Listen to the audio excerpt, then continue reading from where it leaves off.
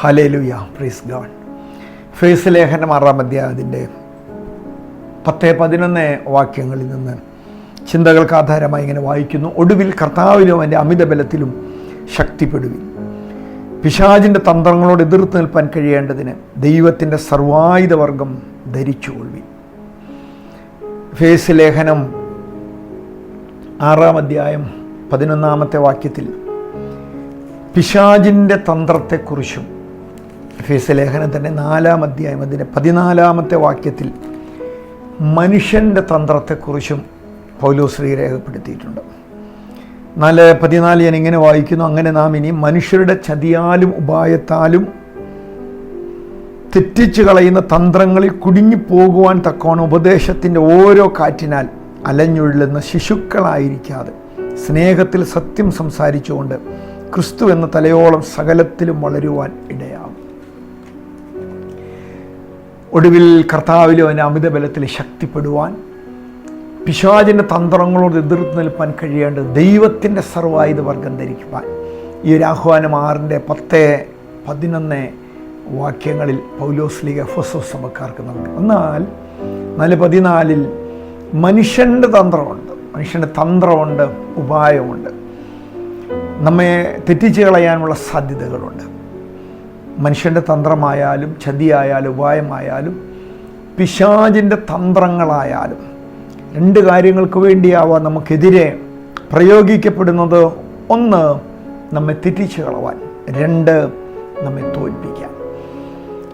ഈ ലഘു സന്ദേശവുമായി നിങ്ങളെ ഞാൻ സന്ധിക്കുമ്പോൾ നമ്മെ തെറ്റിച്ച് കളയുവാൻ, നമ്മെ തോൽപ്പിച്ച് കളയാൻ ശ്രമിക്കുന്ന പൈശാചിക മാനുഷിക തന്ത്രങ്ങളുടെ നടുവിൽ എങ്ങനെ അതിനെ അതിജീവിപ്പാൻ കഴിയും, എങ്ങനെ ദൈവവചനത്താൽ നമുക്കതിനെ പ്രതിരോധിക്കാൻ കഴിയും എന്ന് നാം പഠിക്കാൻ പോകുന്നതിന് മുമ്പ് കണ്ണുകളടച്ച ദൈവത്തോട് പ്രാർത്ഥിക്കാം. സ്വർഗീയ പിതാവേ, ഈ വചനം എഴുതപ്പെട്ട പരിശുദ്ധ ആത്മാവിൻ്റെ അതേ സഹായം ഇന്ന് ഈ വചന വിചിന്തനവുമായി ബന്ധപ്പെട്ട് ദൈവം ഞങ്ങളുടെ മേൽ ദൈവം പകരണമേ.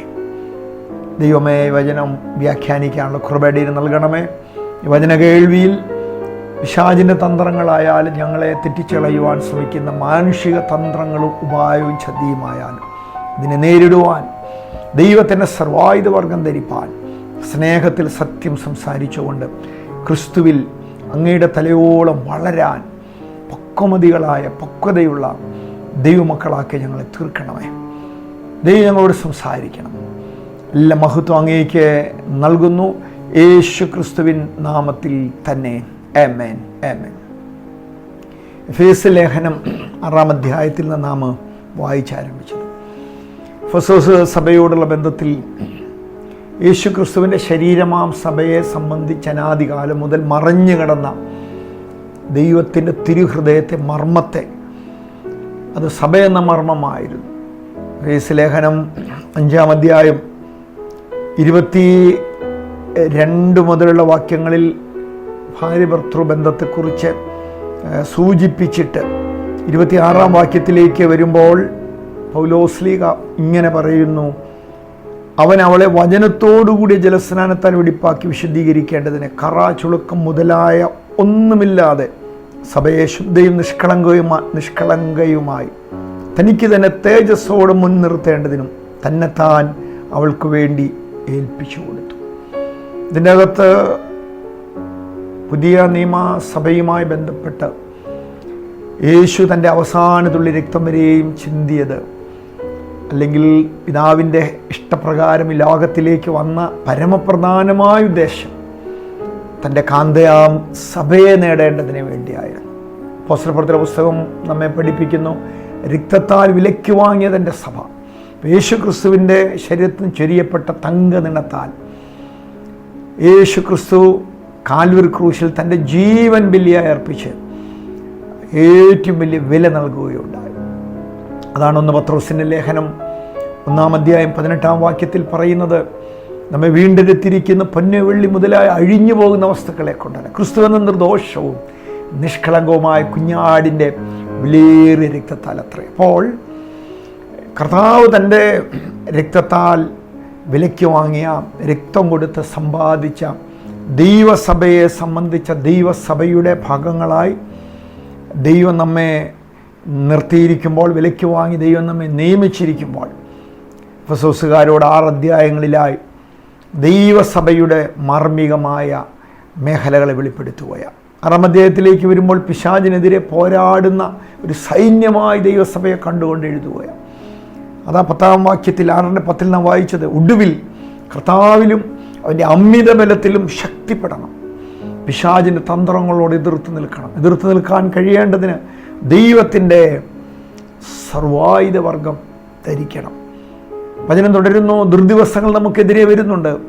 ആ ദുർദിവസങ്ങൾ വരുമ്പോൾ നാം ശക്തിയോടെ എതിർത്ത് നിൽക്കണം, ലോകത്തോടും ജഡത്തോടും പിശാചിനോടും. മാത്രമല്ല, സകലവും സമാപിക്കുമ്പോൾ ഉറച്ചു നിൽക്കാനും വേണ്ടിയാണ് ദൈവത്തിൻ്റെ സർവായുധ വർഗം നാം ഏന്തണമെന്ന് പൗലോസിലൂടെ ആഹ്വാനം നൽകുന്നത്.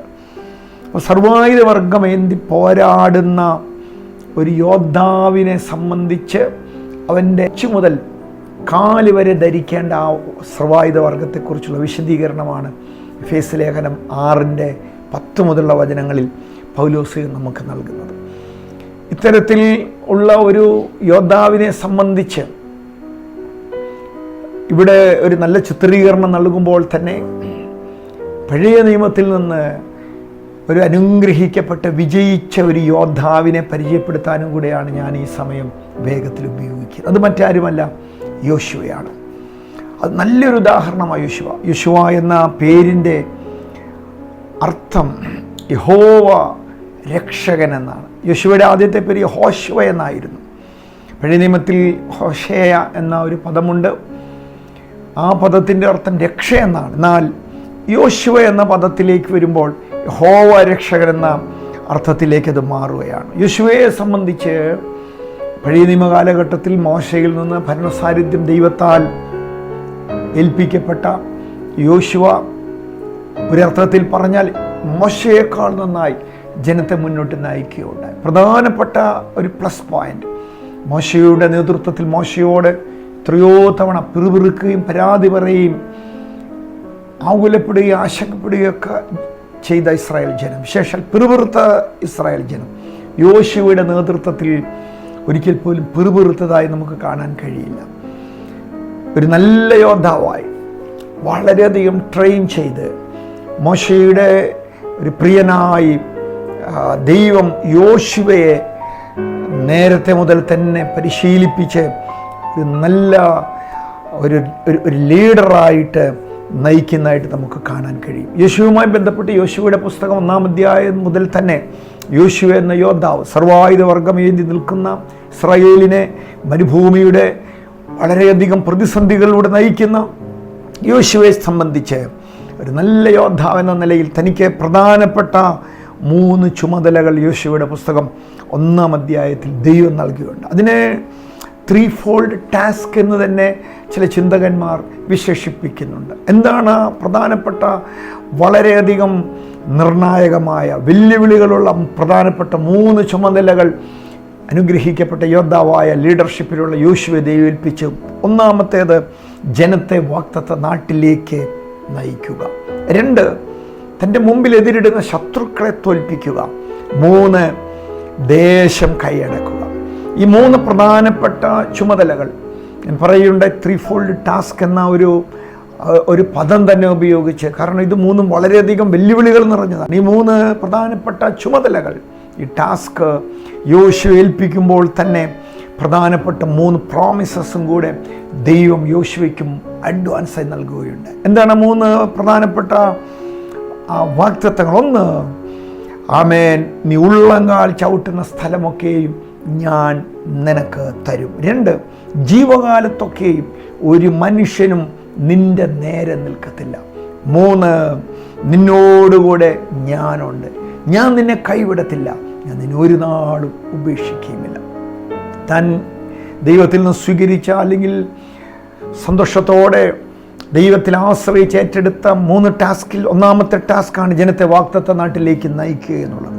അതുമായി ബന്ധപ്പെട്ട് ദൈവം തനിക്കൊരു പ്രോമിസ് നൽകി, നീ എവിടെയാണോ ചവിട്ടുന്നത് ആ സ്ഥലം നിനക്ക് അവകാശമായി ഞാൻ നൽകി തരും. രണ്ടാമത്തെ തൻ്റെ മേലുള്ള ചുമതലയായിരുന്നു, ടാസ്ക് ആയിരുന്നു ശത്രുവിനെ തോൽപ്പിക്കണം. അതുമായി ബന്ധപ്പെട്ടൊരു വാഗ്ദത്തം കൂടെ ദൈവം നല്ല യോദ്ധാവായ യോശുവയ്ക്ക് നൽകുകയുണ്ട്. വാഗ്ദത്തം ഇതാണ്: ജീവകാലത്തൊക്കെയും ഒരു മനുഷ്യന് നിന്റെ നേരെ നിൽക്കാൻ ഞാൻ അനുവദിക്കത്തില്ല. മൂന്നാമത്തെ തൻ്റെ ചുമതലയായിരുന്നു ദൈവം ഏൽപ്പിച്ചത്, ദേശത്തെ കൈയടക്കുക എന്നുള്ളത്. അതുമായി ബന്ധപ്പെട്ടിട്ട് ദൈവം നൽകിയ, എന്നോട് ലിങ്ക് ചെയ്യാൻ പറ്റുന്ന വാഗ്ദത്തമാണ്: നിന്നോടുകൂടെ ഞാൻ ഉണ്ടായിരിക്കും, ഞാൻ നിന്നെ കൈവിടത്തില്ല, ഞാൻ നിന്നെ ഉപേക്ഷിക്കുകയുമില്ല. നല്ല യോദ്ധാവായ എഫേസ്യ ലേഖനം 6-ാം അധ്യായത്തിൽ സർവായുധവർഗമേന്തി ക്രിസ്തു നയിക്കുന്ന സൈന്യത്തിൽ ദൈവസഭയുടെ ഭാഗമായി പിശാചിൻ്റെ തന്ത്രങ്ങളോട് എതിരിടേണ്ട ഒരു യോദ്ധാവിനെ സംബന്ധിച്ച്, ഉറച്ചു നിൽക്കാൻ കഴിയുന്ന ഒരു യോദ്ധാവിനെ സംബന്ധിച്ച്, സകലവും സമാപിക്കുമ്പോൾ ഉറച്ചും എതിർത്ത് നിൽക്കേണ്ട ഒരു യോദ്ധാവിനെ സംബന്ധിച്ച് ആമേൻ അവൻ അനുവർത്തിക്കേണ്ട ചില കാര്യങ്ങളും അവൻ്റെ മേൽ ദൈവം നൽകിയ വാഗ്ദത്തങ്ങളും യോശുവയുടെ ജീവിതവുമായി ബന്ധപ്പെട്ട് നമ്മെ സംബന്ധിച്ചും വളരെ അന്വർത്ഥമായ കാര്യങ്ങളാണ്. ഒന്ന്, നമ്മെ സംബന്ധിച്ച് നമുക്കൊരു വാഗ്ദത്ത കനാനുണ്ട്. രണ്ട്, നമ്മുടെ മുമ്പിൽ ആമേൻ നമുക്കെതിരെ പോരാടുന്ന ശത്രുവുണ്ട്. മൂന്ന്, നമുക്ക് അവകാശം പ്രാപിക്കേണ്ട, കൈയടക്കേണ്ട ഒരു ദേശമുണ്ട്. അതിൽ ദൈവം നൽകുന്ന വാഗ്ദത്തങ്ങൾ യോശുവയെ പോലെ തന്നെ നമുക്കും അവകാശപ്പെട്ടതാണ്. എന്നാൽ യോശുവയോട് 3 പ്രധാനപ്പെട്ട ചുമതലകളും 3 വാഗ്ദത്തങ്ങളും നൽകുമ്പോൾ തന്നെ ദൈവം യോശുവയ്ക്ക് 3 അനുവർത്തിക്കേണ്ട പ്രധാനപ്പെട്ട ഇൻസ്ട്രക്ഷൻ കൂടെ തനിക്ക് നൽകുകയാണ്. എന്താണത്? ഒന്ന്, നീ ഉറപ്പും ധൈര്യവും ഉള്ളവനായിരിക്കണം. 2, നീ വചനം ധ്യാനിക്കണം, നീ അതിനെ ദിനംതോറും അനുസരിക്കുന്നവനായിരിക്കണം. ധ്യാനിക്കുന്ന കാര്യത്തിൽ രാവും പകലും നീ ദൈവവചനം ധ്യാനിക്കണം എന്നാണ് പറഞ്ഞത്. 1-ാം സങ്കീർത്തനത്തിൻ്റെ വാക്യങ്ങളിലൂടെ കടന്നു പോകുമ്പോൾ ആമേൻ ദൈവത്തിൻ്റെ വചനം 1-ാം സങ്കീർത്തനത്തിൽ തന്നെ നമുക്ക് നൽകുന്ന അനുഗ്രഹിക്കപ്പെട്ടൊരു ചിന്ത ഇതാണ്: യഹോവയുടെ ന്യായപ്രമാണത്തിൽ സന്തോഷിച്ച് അവൻ്റെ ന്യായപ്രമാണത്തെ രാപ്പകൽ ധ്യാനിക്കുന്ന മനുഷ്യൻ ഭാഗ്യവാൻ. യോശുവയോട് ദൈവം അങ്ങനെ തന്നെയാണ് പറഞ്ഞത്: നീ എൻ്റെ വചനം രാവും പകൽ നിൻ്റെ ധ്യാനമാക്കിക്കൊള്ളുക. 1-ാം സങ്കീർത്തനത്തിൽ വാഗ്ദത്തമുണ്ട്. അങ്ങനെ രാപ്പകൽ സന്തോഷത്തോടെ ദൈവത്തിൻ്റെ വചനം ധ്യാനിക്കുന്ന ഒരു മനുഷ്യനെ സംബന്ധിച്ച് അവൻ ആറ്റരിക്കത്ത് നട്ടിരിക്കുന്ന ഒരു വൃക്ഷം പോലെ, ഇല വാടാത്ത വൃക്ഷമാണ്. ഹല്ലേലൂയ. മാത്രമല്ല വചനം പറയുന്നു, അവൻ ചെയ്യുന്നതൊക്കെയും സാധിപ്പിക്കുന്ന ഒരു ദൈവം അവന് വേണ്ടിയുണ്ട്. ആമേൻ. ഒന്നാമത്തെ അനുവർത്തിക്കേണ്ട ഇൻസ്ട്രക്ഷൻ ദൈവത്തിൽ നിന്ന് യോശുവയ്ക്ക് ലഭിച്ചു. കാരണം യോശുവയുടെ മുമ്പിൽ അവൻ മുന്നോട്ട് പോകേണ്ട വിലപിടിച്ച ചുമതലകളുള്ളപ്പോൾ തന്നെ അവന് വാഗ്ദത്തങ്ങൾ കൊടുത്ത ദൈവം അവനോട് പറഞ്ഞു, നീ ശ്രദ്ധിക്കേണ്ട ചില കാര്യങ്ങളും: 1, ഉറപ്പും ധൈര്യവുമുള്ളവനായിരിക്കും. 2, വചനം നീ രാപ്പകൽ ധ്യാനിക്കണം. 3, ഒരിക്കലും നീ ഭയപ്പെടരുത്, ഭ്രമിക്കുകയും അരുത്. യെശയ്യാവിൻ്റെ പ്രവചനം 41-ാം അധ്യായം 10-ാം വാക്യം ഈ തരുണത്തിൽ വളരെ ചിന്തനീയമാണ്. അതിങ്ങനെയാണ് പറയുന്നത്: ഭയപ്പെടേണ്ട, ഞാൻ നിന്നോടുകൂടിയുണ്ട്. ഭ്രമിച്ചു നോക്കേണ്ട, നിന്റെ ദൈവമാകുന്നു. ഞാൻ നിന്നെ സഹായിക്കും, ഞാൻ നിന്നെ ശക്തീകരിക്കും, നീതിയുള്ള വലങ്കരം കൊണ്ട് ഞാൻ നിന്നെ താങ്ങും. ദൈവമക്കളെ, എഫേസ്യ ലേഖനത്തിൽ നിന്ന് നാം ആരംഭിച്ചത്, എഫേസ്യ ലേഖനത്തിൽ പിശാചിൻ്റെ തന്ത്രങ്ങളുമായി ബന്ധപ്പെട്ട് നമ്മുടെ ഡെസ്റ്റിനേഷനിലേക്ക്, ലക്ഷ്യത്തിലേക്ക് നാം കുതിക്കുമ്പോൾ നമ്മെ തടുക്കുന്ന തന്ത്രങ്ങളെ എതിർത്ത് തോൽപ്പിക്കേണ്ടതിന് വചനം പറയുന്നു, ദൈവത്തിൻ്റെ സർവായുധവർഗം നാം ധരിക്കണം. തലയിൽ രക്ഷ എന്ന ശിരസ്ത്രം, ആമേൻ, നെഞ്ചിൽ നീതി എന്ന കവചം, അരയിൽ സത്യമെന്ന ബെൽറ്റ്, കാലിൽ സമാധാന സുവിശേഷത്തിൻ്റെ ഒരുക്കം ചെരുപ്പാക്കി, ഒരു കൈയിൽ ആമേൻ വിശ്വാസമെന്ന പരിച, മറുകൈയിൽ ആമേൻ വചനമെന്ന ആത്മാവിൻ വാള്. ഇത്തരത്തിൽ അനുഗ്രഹിക്കപ്പെട്ട യോദ്ധാവിനെ പഴയ നിയമത്തിൽ ഞാൻ പരിചയപ്പെടുത്തുകയുണ്ട്. യോശുവയ്ക്ക് ദൈവം കൊടുത്ത ചുമതലകളും അവന് കൊടുത്ത വാഗ്ദത്തങ്ങളും അവനനുസരിക്കേണ്ട, അനുവർത്തിക്കേണ്ട ചില ഇൻസ്ട്രക്ഷൻസും ദൈവം യോശുവയ്ക്ക് പറഞ്ഞു കൊടുക്കുകയുണ്ടായി. ഇതിനെല്ലാം റിസൾട്ട് ഉണ്ടായി.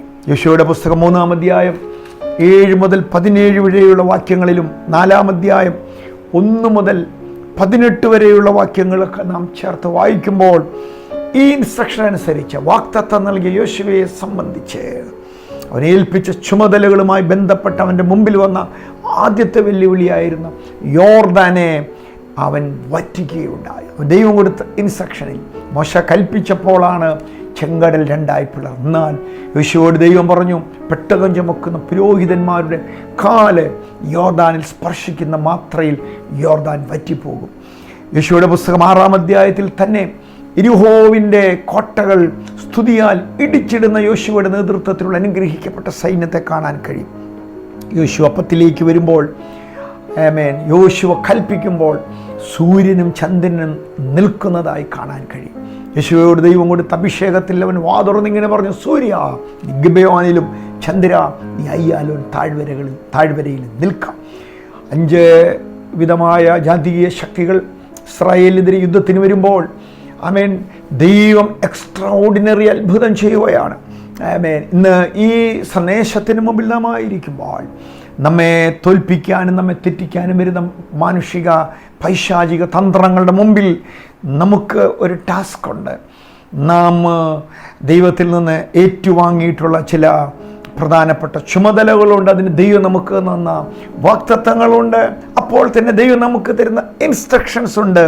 ഉറപ്പും ധൈര്യവുമുള്ളവനായിരിക്കുക, രാപ്പകലിൻ്റെ വചനം ധ്യാനിക്കുക. 3, ഭയപ്പെടരുത്, ഭ്രമിക്കുകയും അരുത്. അങ്ങനെ ചെയ്ത യോശുവയെ സംബന്ധിച്ച് പുസ്തകത്തിൽ തന്നെ എക്സ്ട്രാ ഓർഡിനറി മിറാക്കിൾസ് അവൻ്റെ ജീവിതത്തിൽ നടക്കുന്ന കാണാൻ കഴിയും. അതെല്ലാം വ്യത്യസ്തമായ കാര്യങ്ങളാണ്. യോർദാനെ വറ്റിക്കുവാൻ യോശുവയെ ഉപയോഗിച്ച ദൈവം, ആമേൻ, യെരിഹോ മതിലിനെ ഇടിച്ചിടുവാൻ യോശുവയുടെ മേൽ അഭിഷേകം പകർന്ന അതേ ദൈവം വായിൽ നിന്ന് പുറപ്പെട്ട അധികാരത്തിൽ സൂര്യനെയും ചന്ദ്രനെയും ഒരു ദിവസത്തേക്ക് അറസ്റ്റ് ചെയ്യുന്നുണ്ട്. ദൈവമക്കളെ, വിശ്വസിക്കാം. ഇന്ന് ഈ സന്ദേശത്തിൻ്റെ മുമ്പിൽ, ആമേൻ, പൈശാചിക മാനുഷിക തന്ത്രങ്ങളുടെ മുമ്പിൽ തന്ത്രങ്ങളിൽ പെട്ടുപോകാതെ, അലഞ്ഞു പോകാതെ, ഡെസ്റ്റിനേഷനിലേക്കുള്ള നമ്മുടെ യാത്രയിൽ നമുക്ക് കാലതാമസം ഉണ്ടാകാതെ, ഒന്ന് നമുക്ക് കർത്തൃസന്നിധിയിൽ വചനമനുസരിച്ച് കർത്താവിൻ്റെ തലയോളം വളരാം. സർവായുധവർഗം കയ്യിലേന്തി ഒരു ശക്തമായ സൈന്യത്തിൻ്റെ ഭാഗമായി, ഒരു യോദ്ധാവായി ദൈവസന്നിധിയിൽ കർത്താവിൻ്റെ രാജ്യത്തിന് വേണ്ടി കൂടുതൽ പ്രയോജനപ്പെടാൻ ദൈവത്താൽ നമുക്ക് ഇടയാകാൻ നമ്മെ തന്നെ സമർപ്പിക്കാം. കണ്ണുകളെ ദൈവസന്നിധിയിൽ അടയ്ക്കാം. സ്വർഗ്ഗീയ പിതാവേ, യേശു ക്രിസ്തുവിൻ്റെ അധികാരമുള്ള നാമത്തിൽ ഞങ്ങൾ ദൈവസന്നിധിയിലേക്ക് അടുത്തു വരുന്നു. പൈശാചിക മാനുഷിക തന്ത്രങ്ങളാൽ കുടുങ്ങി ഞങ്ങളുടെ ലക്ഷ്യവുമായി ബന്ധപ്പെട്ടതിനെ തെറ്റിച്ച് കളയുന്ന സകല തന്ത്രങ്ങളിൽ നിന്നും, അത് പൈശാചികമാണേലും മനുഷ്യമാണേലും, ദൈവത്തിൻ്റെ സർവായുധവർഗമേന്തിയും ദൈവവചനത്തെ ധ്യാനിച്ചും കർത്താവിൻ്റെ തലയോളം വളരുന്ന പക്വമതികളായ പുരുഷത്വമുള്ള വളർച്ച പ്രാപിക്കുന്ന ദൈവമക്കളായി ഞങ്ങളെ ദൈവം തീർക്കണമേ. ഈ വചനത്തിലൂടെ ഞങ്ങളെ പണിയണമേ. യോശുവയുടെ ജീവിതത്തിൽ ദൈവം നൽകിക്കൊടുത്ത ചുമതലകൾ, അവന് കൊടുത്ത വാഗ്ദത്തങ്ങൾ, അവന് കൊടുത്ത ഇൻസ്ട്രക്ഷൻസ്, ഇതെല്ലാം ഞങ്ങൾ ഇന്ന് പഠിക്കുകയുണ്ടായി. എൻ്റെ ജീവിതത്തിൽ മിറാക്കിൾസ് യേശുവിൻ്റെ നാമത്തിൽ ഞങ്ങളുടെ ഈ പുരുഷായുസ്സിന് സംഭവിക്കാൻ പോകുന്നതിനായി സ്തോത്രം. ഞങ്ങളത് കണ്ണുകൊണ്ട് കാണും, ഞങ്ങളത് അനുഭവിക്കും. കർത്താവിൻ്റെ ശക്തി ഞങ്ങളുടെ മുമ്പിലുള്ള സകല പ്രതിസന്ധികളെയും ഇടിച്ചു കളയും. ഞങ്ങളുടെ മുമ്പിൽ ഒഴുകുന്ന യോർദാനെ വറ്റിക്കും. ഞങ്ങൾക്ക് തടസ്സമായി നിൽക്കുന്നവയുടെ മുമ്പിൽ ഞങ്ങളെ അത്ഭുതത്തിൻ്റെ അഭിഷക്തരാക്കി ദൈവം മാറ്റും. രോഗികളെ യേശുവിൻ്റെ നാമത്തിൽ ഞാൻ സൗഖ്യമാക്കി പ്രാർത്ഥിക്കുന്നു. മാനസിക മേഖലയിൽ മനുഷ്യ മനസ്സുകളിൽ തിങ്ങി നിൽക്കുന്ന എല്ലാ ആകുലതകളും മാറിപ്പോകട്ടെ, കർമ്മേഘങ്ങൾ മാറിപ്പോകട്ടെ. അനുഗ്രഹിക്കുന്നു യേശു ക്രിസ്തുവിൻ നാമത്തിൽ തന്നെ. ആമേൻ.